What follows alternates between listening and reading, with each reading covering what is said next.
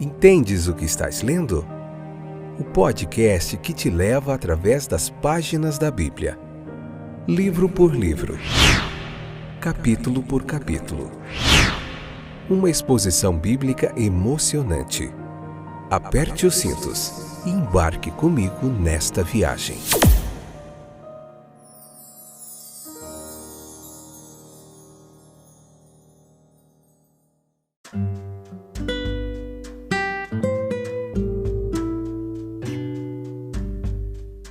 Olá, estou de volta, One More Time, uma vez mais, para nós juntos aprendermos mais a palavra de Deus, esse momento precioso de aprendizado, de reflexão. Como o salmista dizia, lâmpada para os meus pés é a tua palavra e luz para o meu caminho. Meditar na palavra de Deus traz claridade às nossas escolhas, às nossas decisões. A tudo que nós fazemos é importante a gente sempre estar ligadinho na palavra de Deus, tá bom? Levíticos capítulo 3, episódio de número 366, hoje é a parte 3, quinta temporada, livro de Levítico, capítulo por capítulo. Vamos lá? Estão animados para seguir comigo nesta viagem? Vamos encerrar hoje o capítulo 3, no próximo nós já estaremos no capítulo 4, tá bom? Vamos lá aprender mais sobre essas ofertas de paz, toda a tipologia aqui desse livro de Levítico que vai se cumprir lá no Novo Testamento na pessoa bendita de Jesus Cristo.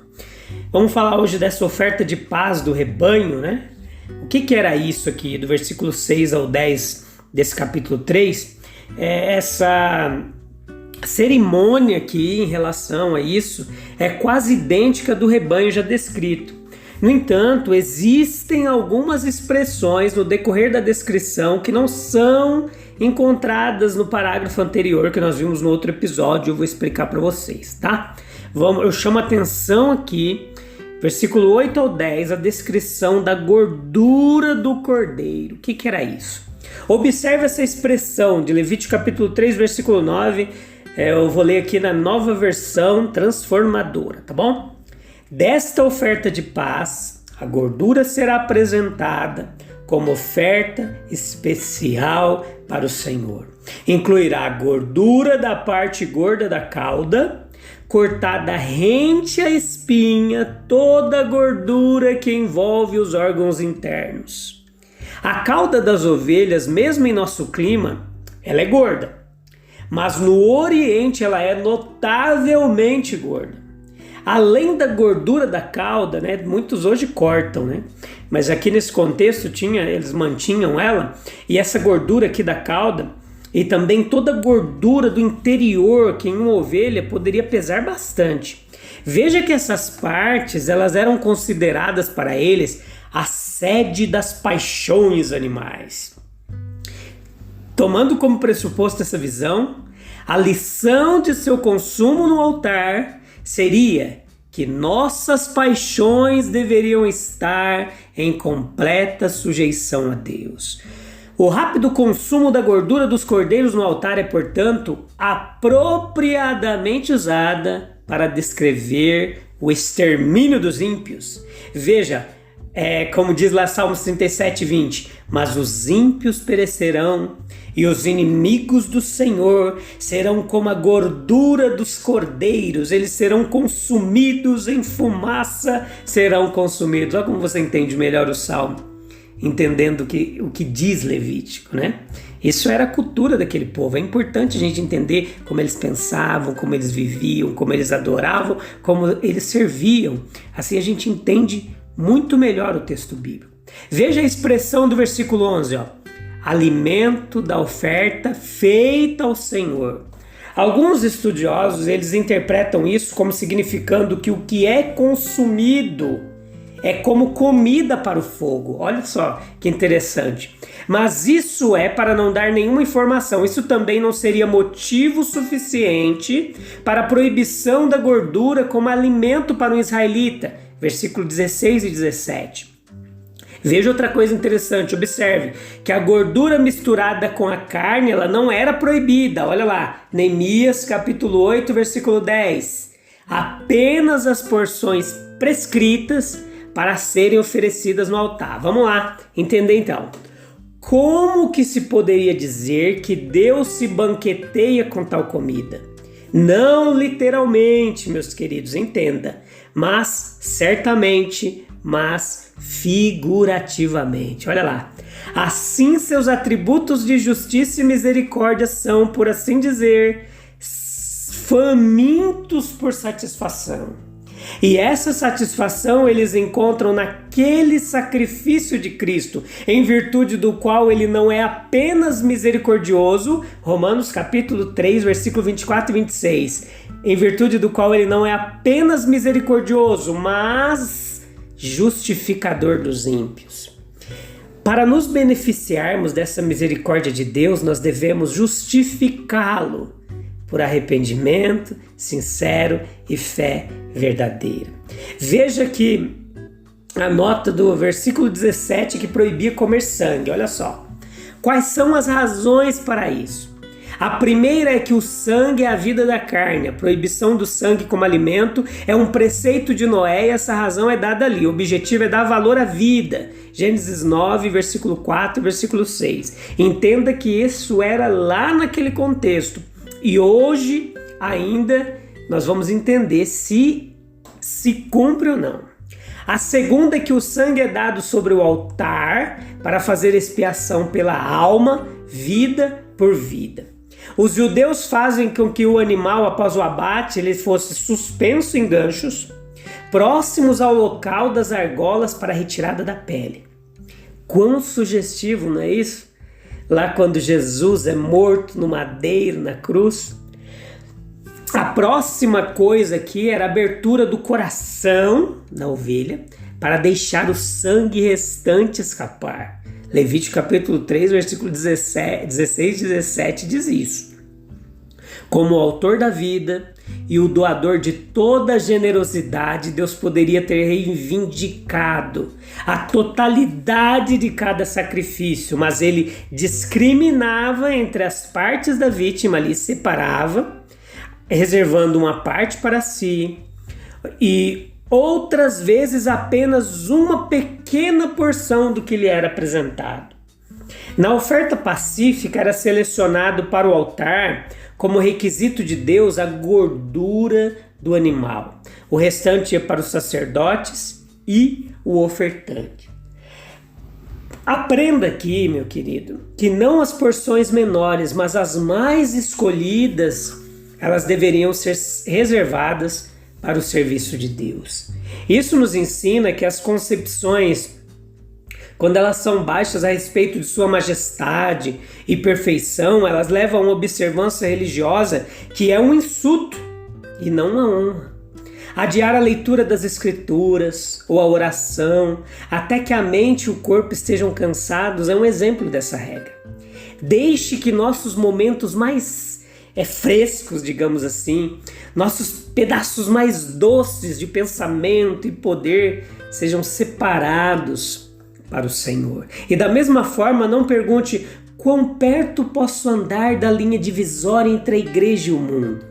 Não pode ser certo, então, imaginar que quaisquer qualificações serão suficientes para inteira consagração à obra de Deus. Veja como Deus aceita as ofertas de suas criaturas como materiais para seu deleite e glória. A gordura queimada é alimento para a oferta queimada e é denominada em outro lugar o pão de Deus. Olha que fantástico. Torna-se um doce aroma, isto é, eminentemente agradável ao Santo de Israel.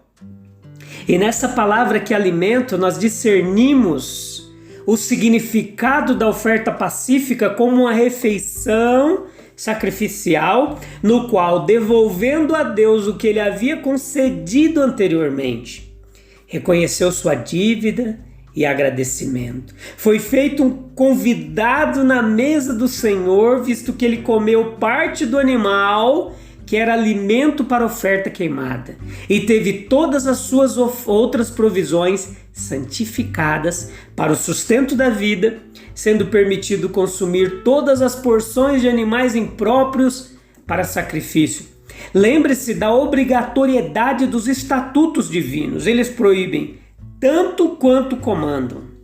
Não farás ocupar uma posição tão proeminente no decálogo, não farás, essa expressão, ela ocupa uma posição tão proeminente ali no decálogo, nos 10 mandamentos, quanto farás.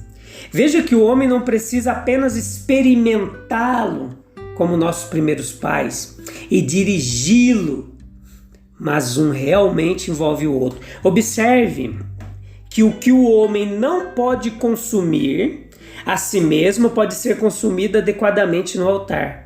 Então a adoração e a fidelidade, ela se torna inquestionável, que estão fora de lugar em referência a quaisquer seres finitos e estão se tornando em relação a Deus. Vou explicar melhor.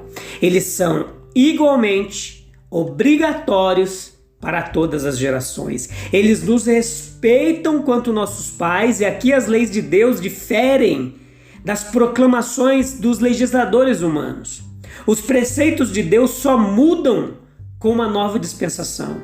Esse é o significado da palavra perpétuo. Há um sentido de fato em que nenhum estatuto divino se altera, sendo continuado em espírito, embora a letra ela possa ter variado.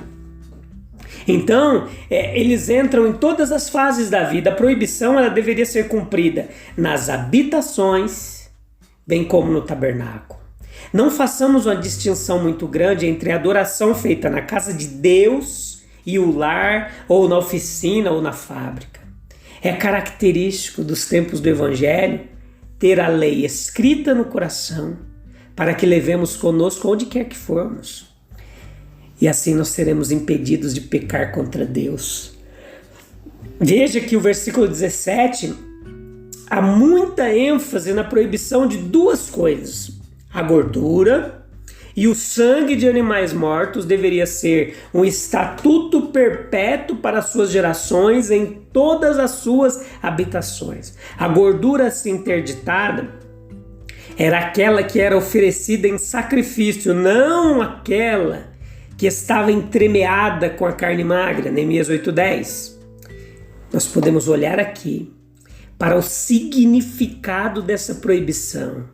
Evidentemente, tanto a gordura como o sangue não eram permitidos como alimento, porque eram oferecidos em sacrifício a Jeová. E por conta disso, eles deveriam ser preservados como sagrados. Eles não deveriam ser tratados como coisas comuns, vulgarizados, rebaixados na estima pública. Um sentimento de sua sacralidade deveria ser acalentado e cuidadosamente preservado pelo hábito diário.